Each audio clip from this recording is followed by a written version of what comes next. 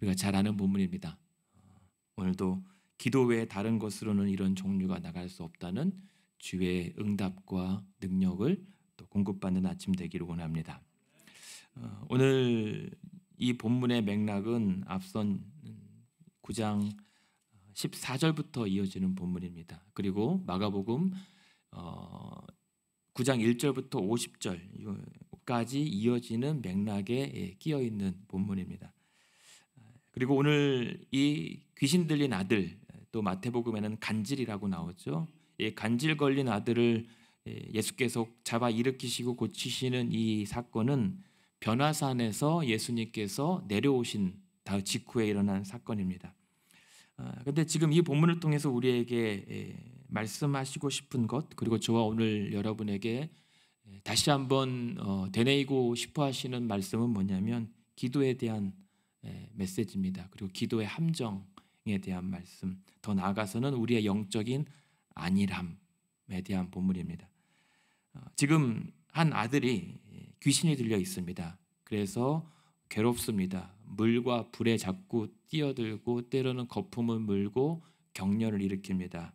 그런데 예수님께서 변화산에서 내려왔는데 이 제자들이 이 아들을 고쳐달라고 해서 고치려고 하는데 고치지 못하고 사람들과 계속 갑론을박을 하고 있습니다. 그런데요, 이 사건 자체가 사실은 제자들이 할 수 없는 사건입니다. 왜냐하면 25절에 보면 이 귀신의 이 정체는 뭐냐면 예수께서 이 귀신을 뭐라고 규정하냐면 말 못하고 듣지 못하는 귀신이라고 얘기해요. 그러니까 제자들이 아무리 큰 소리로 세게 안찰하며 기도하고 예수의 이름으로 명하노니 나가라라고 해봤자 못 들어요. 이 귀신은. 굳이 그렇게 따진다면. 그러니까 지금 이 상황은 영적 세계를 호령할 수 있는 분만 해결 가능한 사건입니다. 그러니까 하나님만, 그리고 예수님만 이 문제를 해결할 수 있는 권세가인 겁니다.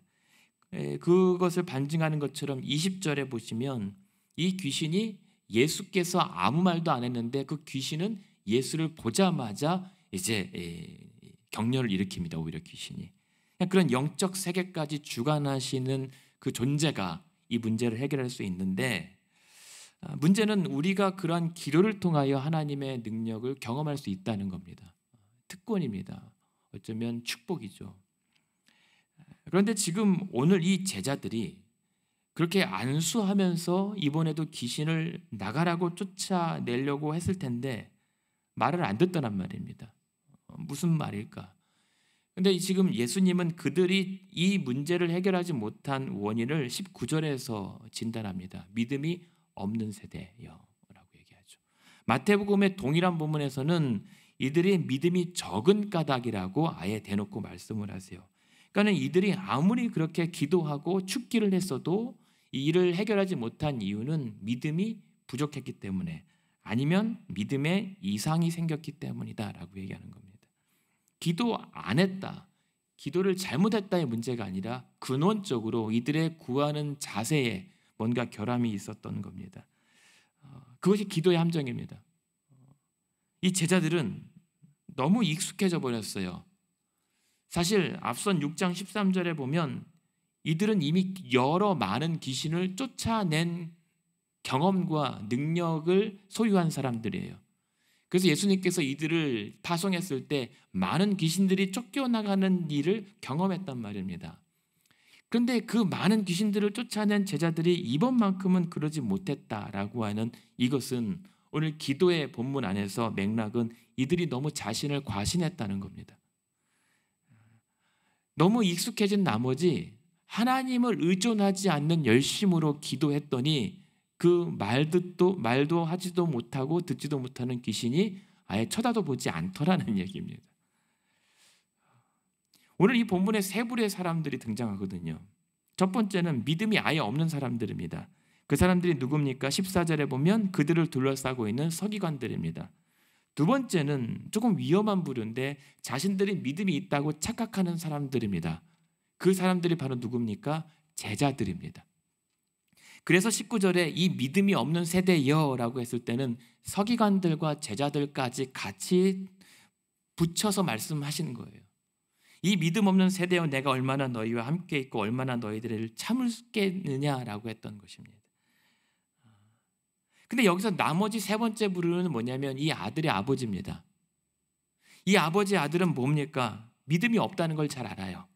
나는 안 믿습니다. 그래서 구했던 게 뭐냐면 24절에 보면 내가 믿나이다. 나의 믿음 없는 것을 도와주소서. 내가 안 믿고 있다는 사실을 알기 때문에 믿게 해주십시오. 그리고 나의 믿음 없는 것을 도와달라고 구했던 사람이 등장합니다. 세 부류의 사람이에요. 오늘 저와 여러분은 어느 부류에 속한 사람입니까? 믿음이 아예 없진 않겠지만 그러나 믿음이 있다고 착각하는가? 그래서 괜찮다고 여기는가? 아니면 여전히 나의 믿음 없는 것을 도와달라고 구해야 되는 형편인가? 말씀드렸던 것처럼 제자들에게는 예전에는 정말 예수의 이름으로 명하니 귀신들이 그냥 다 떨어져 나가는 것을 경험하고 신나했고 흥분했던 감격들, 흥분이 아직도 있었던 상태였다면 지금은 이번에도 한번 쫓아내볼까 했던 모습 같습니다. 그래서 오늘 읽어드렸던 본문의 28절에 보면 그러나 그러지 못했더니 집에 들어가시며 제자들이 조용히 예수께 묻습니다. 조용히 왜 물었을까요? 창피한 거예요. 자존심도 상하고 요즘 말로 쪽팔린 거예요. 자신들의 명색이 제자들이고 그 많은 사람들 앞에 그 아들을 데리고 왔을 때 우리가 한번 해보겠다고 손 걷어벗어서 안수를 세게 했든지 안차를 했든지 했을 거 아니에요. 그런데 온 동네가 시끌벅적하면서 예수께서 등장해서야 겨우 수습됐던 이 상황, 제자들이 묻습니다. 창피해서 예수님 왜 우리는 못했습니까? 대체 무슨 일이 일어날 건가요? 이들의 믿음에 이상이 생겼다는 건 뭘까요? 하나님의 권세가 아니라 자신들의 권위를 과신했다는 거예요. 그냥 사역이 익숙해진 거예요. 그냥 손 얹으면 됐던 거예요. 그냥 요령껏 기도했던 겁니다. 익숙해진 탓에 그냥 관성적으로 했던 겁니다. 사역을. 그러니까 믿음에 이상이 생겼다는 것은 절박함이 사라진 거죠.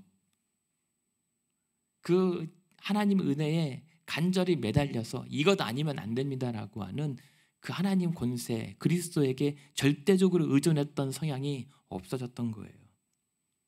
영적인 안일함입니다. 어제 제자들의 문제가 영적 무지함에 있었다면 오늘 제자들에게 예수께서 타박하고 기대했던 것은 영적 안일함에서 헤어나와라, 벗어나오라. 지금 오늘 본문은 구약의 어떤 사건과 배치가 되냐면 모세가 시내산에서 하나님의 율법을 받고 내려옵니다. 그때 광야에서 이스라엘 백성들이 산 밑에서 뭘 하고 있습니까? 금송아지를 하나님이라고 빚어놓고 자신들끼리 신나서 춤추고 있었던 영적의 나태함. 근데 그때 모세와 엘리야와 예수께서 변화산에서 대화하고 그 화려한 그 광채가 빛났던 그 사건의 현장에서 산에서 바로 내려왔더니 이 제자들이 어쩌면 그러한 영적인 안일함에 노출되어 있다는 겁니다. 아예 그냥 귀신들이 판치고 있는 상황에 아무것도 힘을 쓰지 못하는 상태였던 거죠. 게다가 그러한 가능성에 싹을 암시할 수 있었던 건 뭡니까? 이미 변화산 위에서 베드로조차도 주님 여기가 좋사오니 여기다가 성막을 짓고, 이 천막이 성막이라는 단어거든요. 초막을 짓고 우리끼리 교회 여기서 한번 세워봅시다라고 했던 그게 아직 제자들이 아직은 깨어있지 못했다라는 거죠. 제자들이 언제 깨어납니까? 아직 멀었어요. 아직 한참 멀었어요. 복음서가 다 끝나도 아직 정신 못 차려요. 사도행전 정도 가야 조금 정신 차리거나 좀 이제 그렇게 되죠. 그러니까 우리가 뭘 미리 이렇게 기대하지 않아도 돼요. 그냥 내려놓으면 됩니다. 제자들은 아직도 한참 멀었습니다. 하물며 우리는 어떻겠습니까? 근데 그런 상황에서 이 제자들의 이 상황, 9장에 나오는 이 제자들의 상태가 이미 변화산 사건에서부터 여기 우리끼리 있으면 안 돼요? 라고 했다면 지금 예수님께서 제자들의 산을 내려오고 내려왔던 첫 광경이 뭡니까? 14절에 보면 제자들이 사람들과 함께 변론하고 있었다는 거죠. 변론이라고 하는 건 뭐냐면 누가 옳으냐 누가 틀리냐라고 하는 것을 따지고 들었다는 겁니다. 지금 아픈 사람 앞에 두고 토론하고 있는 거예요. 제자들과 서기관들 이들 중에는 이 아들이 아프고 이 아버지가 괴로워하는 것은 지금 없습니다. 그냥 이걸 어떻게 고치고 어떻게 치유할 것인가에 대한 기술적인 면에만, 옳고 그름의 문제로만 치우쳐 있단 말입니다. 복음은 말에 있지 않고 능력과 성령과 큰 확신에 있다라고 얘기를 하지만 이들은 능력보다 자신들의 권위에 대한 논쟁에 몰두하고 있었던 거예요. 아픈 사람 사랑 없이 이 사람을 고칠 수 있는가에 대한 문제에 매달리고 있습니다. 근데 아시잖아요. 예수님께서 치유하실 때는 어떠한 예수님의 긍휼한 감정을 성경이 기록하냐면 불쌍히 여기심입니다. 그 상대들, 백성들이든 그 영혼들을 불쌍히 여기심이 그 애통하고 안타까워하는 그 마음이 그를 고치게 하시거든요. 근데 이들은 그런 마음 없어요. 불쌍히 여긴 거 없습니다. 그냥 우리가 한번 해볼까? 아니면 너네들이 뭘 할 수 있어라고 하는 거에 몰두하고 있었다는 게 변론하고 있었다는 겁니다. 그래서 16절에도 예수께서 물으시되 너희가 무엇을 그들과 변론하느냐? 이 말은 네가 너희들이 지금 말다툼할 때냐? 라는 얘기거든요. 그러니까 우리가 기도한다고 하는데 기도로 우리가 변론하고 있는 건 아닌가? 누구의 기도가 더 센가? 누구의 기도가 더 옳은가에 우리가 때로는 매달릴 때가 있습니다. 그거는 능력이 없다는 것을 우리에게 말씀하세요. 오히려 지금 애타는 건 누구예요? 22절에 보십시오. 22절에 보면 믿음이 없다라고 하는 그 아버지는 제발 나를 불쌍히 여겨 주십시오라고 하는, 지금 그렇게 매달리고 있단 말이에요. 근데 이들 서기관들과 제자들은 아비가 뭐라고 하든 아들이 괴로워 격려를 일으키든 지금 중요한 것은 우리가 한번 해볼까? 아니 할 수 있을까의 문제만 있다는 거예요. 이런 기도의 능력이 나타날 리가 없죠. 그래서 지금 아버지 입장에서는 무엇이라고 얘기하냐면 지금 23절에 보면 22절에요. 주여 무엇을 할 수 있거든 제발 불쌍히 여겨 해주십시오라고 하는 것은 예수님 내 아들만 고쳐주신다면 내가 뭐든지 하겠습니다.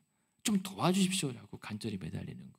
지금 이 아버지는 우리가 생각하는 기도를 하고 있지 않지만 온 몸으로 지금 기도하고 있는 거예요. 예수께 매달리면서 좀 불쌍히 여겨서 나를 좀 살려주십시오라고 온 삶을 걸고 지금 매달리고 있단 말입니다. 이게 기도인 거죠. 근데 그 상황에서 이들의 29절에 보면은 예수께서 읽어드렸던 본문에 우리는 왜 못했습니까? 이르시되 기도 외에 다른 것으로는 이런 종류가 나갈 수 없다라고 했던 건 뭐냐면 이들이 기도하지 않았다는 겁니다.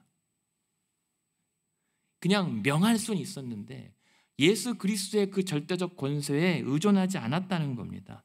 그냥 주문 외우듯이 했다는 것인 거죠. 어릴 때 안찰 기도를 많이 봤어요. 받진 않았어요. 그냥 세게 하시는 권사님들도 있고 아예 그냥 이러다가 멀쩡한 분인데 오히려 안찰받다 돌아가시는 것 아닌가? 그런 분도 계셨어요. 세게 했든 약하게 했든 뭐 소리를 질렀든 그냥 조용히 읊조렸든 이들의 제자들의 행태는 문제는 뭐였냐면 그 하나님과의 긴밀한 영적 교제가 단절된 상태였다라고 하는 것을 암시해요. 그 그리스도의 권세와 완전히 차단된 채 자신들이 해보려고 했었던 그런 자세에서 너희는 기도한 게 아니다라는 거죠. 그건 기도가 아니었다라고 하는 거죠. 그래서 얘기하는 겁니다. 기도 외에는 다른 유가 나갈 수 없다. 그러니까 우리가 기도할 때 우리의 기도의 능력이 들어가는 건 무엇입니까? 내 열심의 기도가 아니잖아요. 그 기도를 통해서 그리스도께 전적으로 매달리는, 그래서 예수 그리스도의 중보하심과 그분의 권세로 말미암아 치유가 일어나는 거죠. 회복이 일어나는 거죠. 근데 우리는 우리가 열심히 해봐서 그 기도에 뭔가 이 효험이 나오기를 원합니다. 그건 무속신앙이라고 합니다. 그것은. 우리 기도는 무속이 아니에요. 이들은 그랬단 말입니다. 게다가 더 나아가서 이들에게 문제는 뭐였냐면 31절에 보면 그런 상황이 일어난 다음에 예수께서 내가 십자가에 매달려 죽을 것이다라고 하는 그 십자가의 죽음을 얘기했지만 32절에 보면 제자들의 영적 상태는 무엇입니까? 이 말씀을 깨닫지 못했다라고 해요. 아직 영적인 아둔함에 갇혀 있었던 겁니다. 오히려 이들의 관심은 뭔지 아십니까? 34절에 보면 예수님 누가 제일 셉니까? 우리들 중에 누가 제일 큽니까? 자신들의 다툼과 경쟁에 혈안이 돼 있어요. 누가 높은 자리에 앉을 것인가에 대한 문제에만 급급했단 말입니다. 기도의 제목이 내가 가장 높은 자리에 앉게 해주십시오 였던 셈인 거죠. 그러면서 또 자기들끼리도 그랬지만 40절에 보면 이 요한의 제자들을 보면서 그들이 우리만큼 높아지는 것을 견제합니다. 경쟁합니다. 그래서 요한의 제자들이 같은 사역을 못하게 막습니다. 우리를 반대하는 자는 다 적입니다. 이렇게 제자들이 다른 그리스도인들을 배척하고 견제하고 경쟁하고는 이 상황에 이들의 기도가 얼마나 능력이 있었을 것인가? 얼마나 이 기도에 얼마나 큰 능력이 나타났겠는가? 아예 오늘 이 아들을 향해서 예수의 이름으로 나가라고 명을 수십 번 했을 텐데도 귀신은 아랑곳하고 들은 척도 안 했겠죠. 오히려 비웃음 쳤겠죠. 내가 다 아는데 너는 누구냐? 라고 비웃었겠죠.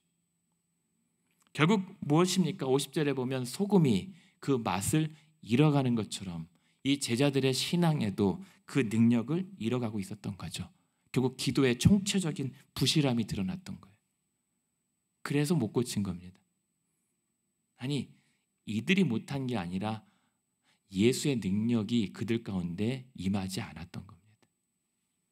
오늘 우리가 기도할 때 누구를 의지하면서 기도합니까? 예수의 이름으로 기도하지 않습니까? 근데 예수의 이름으로 세게 얘기하며 놓고 그것을 마치 부적 휘두르시 얘기합니다. 때로는 어떤 사람들은 급하게 기도하다가 실수합니다. 예수님의 이름으로 기도합니다를 빼먹었대요. 괜찮아요.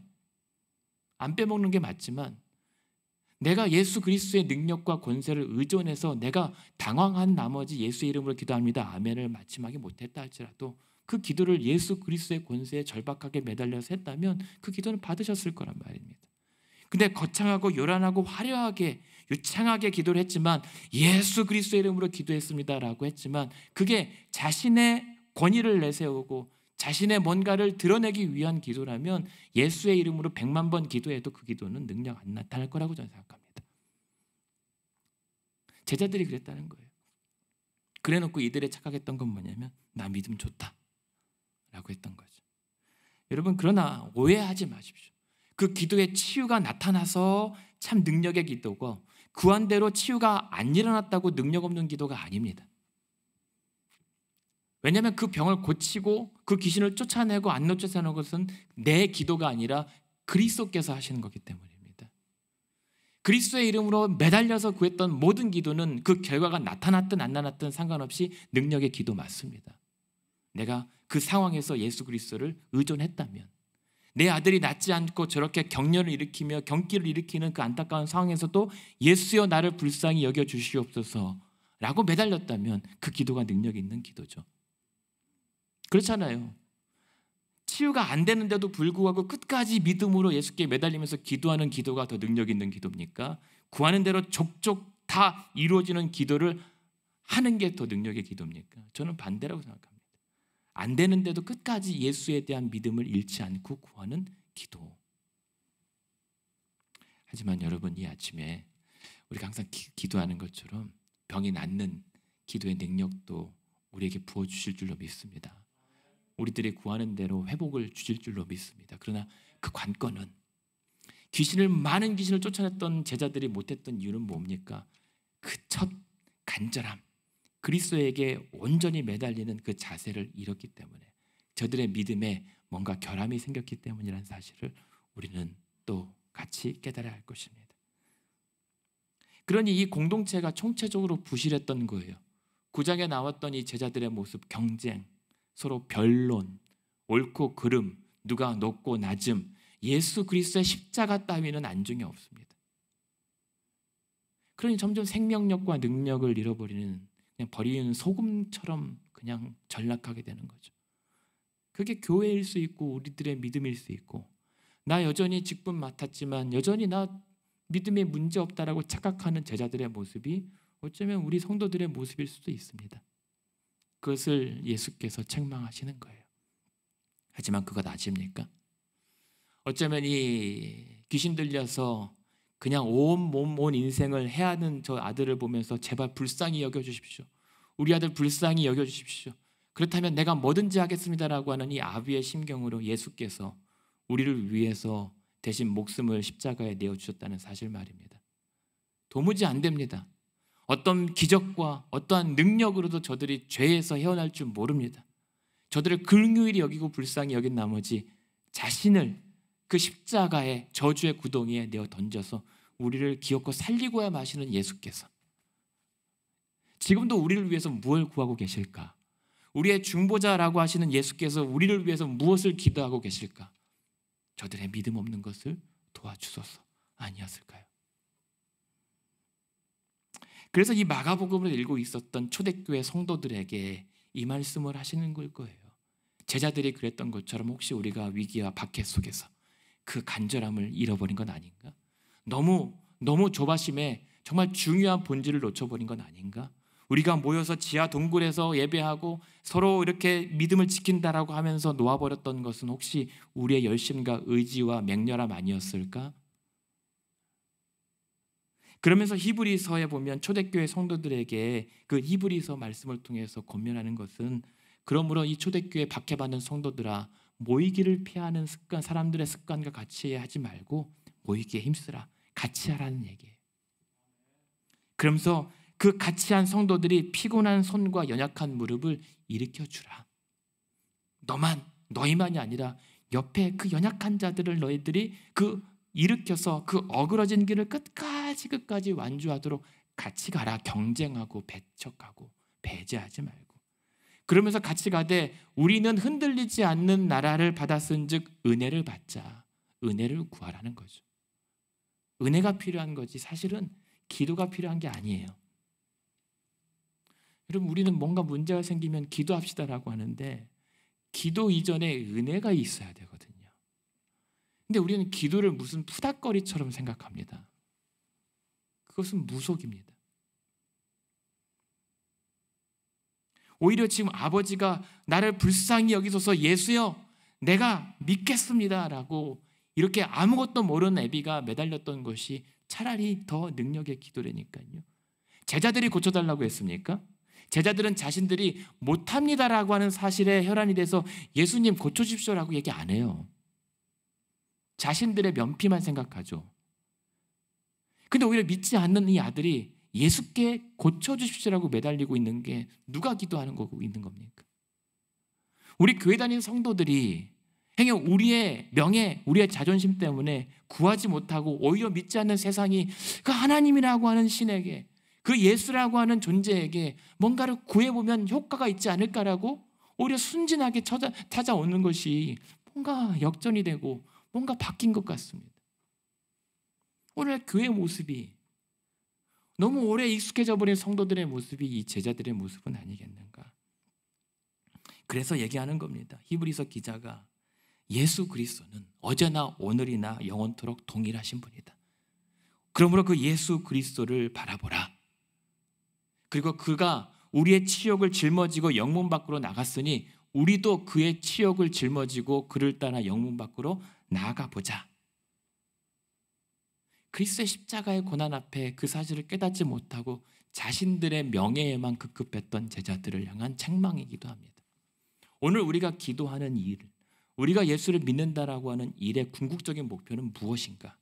우리가 기도하는 끝에 그 궁극적인 목적은 무엇인가? 내 문제 해결인가? 내 자존심의 어떤 회복인가? 아니면 그리스도의 십자가의 은혜인가? 하나님 나라의 영광인가? 이것이 달라요. 그래서 결론은 오늘날 교회 안에도 세 부류의 성도가 있다고 몇 번 말씀드렸습니다. 교회 안에 구원받지 못한 사람들이 있고 교회 안에 구원받았다고 착각하는 사람들이 있고 구원을 받지 못해서 구원받길 원하는 사람들이 있다고 말씀드렸습니다. 그러니까 네 부류죠. 정확히는 구원 안 받은 걸 아는 사람과 구원받은 것을 확실히 아는 사람, 근데 구원을 안 받았는데 구원받았다고 착각하는 사람들이 그 사이에 끼어 있는 거예요. 그래서 오늘 저와 여러분의 기도에 어쩌면 우리가 다시 그 기도의 시작점이 주여 나의 믿음 없는 것을 도와주시옵소서. 이것이 우리의 기도의 회복의 첫걸음 아니겠는가? 생각해 보셨습니까? 왜 초대교회는 이렇게 능력이 나타났지? 왜 한국교회 기독교 역사 초기에는 그런 많은 능력이 나타났지? 왜 선교지에 많은 기적들이 여전히 일어나고 있지? 물론 보수적인 신학에서는 뭐 은사도 중지됐고 그런 기적도 초대교회와 다르다라고 중지론을 주장하기도 하지만 저는 굳이 하나님께서 안 하신다라고 단정할 건 없어요. 하실 수 있습니다. 하나님께서 오늘도 기적을 베푸실 수 있습니다. 저는 그것을 믿습니다. 그러나 왜 오늘날에는 그러한 능력의 간증들이 줄어드는가? 그것은 우리 기도의 열심이 떨어져서인가? 아니죠. 요즘에 더 많이 하잖아요. 40일, 80일, 21일, 다니엘. 기도에 그렇게 많이 하는데 기도를 안 한 건 아니에요. 대신에 그 초신자의 그 간절함. 예수 그리스도가 나의 생명 되시고 그가 십자가로 나의 모든 것을 건져셨다라고 하는 그 순전하고 순수함. 이론적으로 성경을 잘 모르고 신학적 배경이 없어서 그 한 가지 순전한 아버지의 나를 불쌍히 여기소서 나의 믿음 없는 것을 도와주소라고 했던 그 절박함이 초대교회와 한국 기독교 초기에 그런 많은 능력을 허락하셨던 것은 아니겠는가 생각해 봅니다. 그렇다면 오늘도 저와 여러분이 이 아침에 그렇게 다시 순전함으로 예수 그리스도의 권세에 의존하여 구할 때에 오늘 우리에게도 구하는 것은 무엇이든지 얻게 하실 줄로 믿습니다. 오늘 마가복음에서는 기도라고 얘기했지만 마태복음에는 너희에게 겨자씨 한 알만한 믿음이 있어도 산을 옮길 수 있다라고 예수께서 말씀하셨어요. 겨자씨가 뭡니까? 아주 세상에서 가장 보이지도 않는 씨, 예전에 그 머리에 이 있잖아요. 그만큼만도 더 작은 씨앗이 겨자씨인데 그 말은 뭡니까? 그 겨자씨만한 믿음도 소유하기 힘들다는 거예요. 우리 스스로는. 그만한 믿음이 있어도 하나님의 어마어마한 능력을 경험하는데 그만한 작은 믿음도 우리에게는 없다는 것이에요. 결국 믿음도 우리 스스로 소유하지 못합니다. 그래서 우리가 믿음 없는 것을 도와주십시오 라고 했을 때 성령의 은혜로 그 겨자씨 작은 그 씨앗에서 믿음이 조금씩 발아해서 생명력이 움트게 되는 거죠. 그것이 오늘 우리의 기도이기를 원합니다. 그래서 그런 믿음을 위해서 예수께서 오늘 그렇다고 타박하지 않고 이미 다 자신을 내어 던져서 자신이 대 불구덩이에 대신 뛰어들어서 우리를 살려주신 거랍니다. 그렇게 아들을 내어주셨던 하나님께서 우리에게 그보다 더 귀한 것을 주시지 않겠는가? 그게 기도하는 여러분들에게 주신 약속입니다. 우리에게는 믿음만 있으면 돼요. 우리에 대한 믿음이 아닙니다. 자신에 대한 과신이 아니라 오직 예수 그리스도가 우리의 소망이고 우리의 전부라는 사실만 우리가 붙잡으면 됩니다. 세상을 바꾸는 건 주님의 몫이에요. 하나님께서 우리에게 기도하라고 했지만 세상을 바꿔보라고 하지 않고요. 우리에게 믿으라고 말씀하세요. 우리의 본분과 믿고 의지하며 구할 때에 일하시는 이가 하나님이십니다. 여러분이 우리가 기도로 바꿀 수 없습니다. 그냥 기도한다는 건 뭡니까? 할 수 있는 게 그거밖에 없다는 얘기예요. 그렇게 기도의 능력을 회복하는 저와 여러분 되기 원하고요. 조심스럽지만 여러분 주변에 이와 같은 아들을 본 적이 있으실 거예요. 거품을 물고 이따금 쓰러져서 경련을 일으키는 그런 아픈 분들, 젊은 사람도 많이 그래요. 근데 그때 내가 고쳐보겠다고 안찰하는 것보단 조심스럽고 신중해야 되지만 혹시 가능하다면 내가 그를 돌보아줄 수 있는 자격과 상황이 된다면 그냥 그렇게 경련을 일으키는 그에게 그 손을 꽉 말없이 붙잡아 주는 것만도 괜찮습니다. 그리고 그 영혼을 살포시 꼭 붙잡아 안아주고 그 경련이 끝날 때까지만 곁에 있어주기만 해도 저는 그것이 기도의 능력일 수도 있다라고 저는 생각합니다. 그러므로 저와 여러분이 그렇게 기도할 때 낫게 하시든지 아니면 도와주게 하시든지 그러한 기도의 능력을, 기도의 응답을 더 받을 때에 마지막에 결론에 뭐라고 합니까? 27절에 보면 26절 27절에 사람들은 그 아이가 죽었다라고 생각을 했는데 그러나 아니다. 예수께서, 그 제자들이 아니라 예수께서 그 아이의 손을 직접 잡아 일으켜 주시는, 우리가 아니라 예수께서 일하여 주시는 기도의 능력을 회복하는 저와 여러분 되기를 주님의 이름으로 축원합니다.